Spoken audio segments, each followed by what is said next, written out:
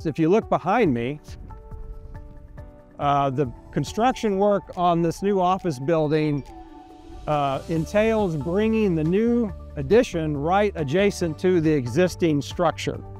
So they're actually going to conjoin the buildings at some point so that we share a common lobby area and elevator location. So that required the foundations to be installed right up against the building, as you can tell. So one of the advantages of helical piles in this situation is because they have very little vibration, no spoils, relatively small pieces of installation equipment. It's not a problem to locate equipment right up and adjacent to an existing structure to install the helical piles. That's not always easy with larger machines for drilled shafts or perhaps other types of foundations.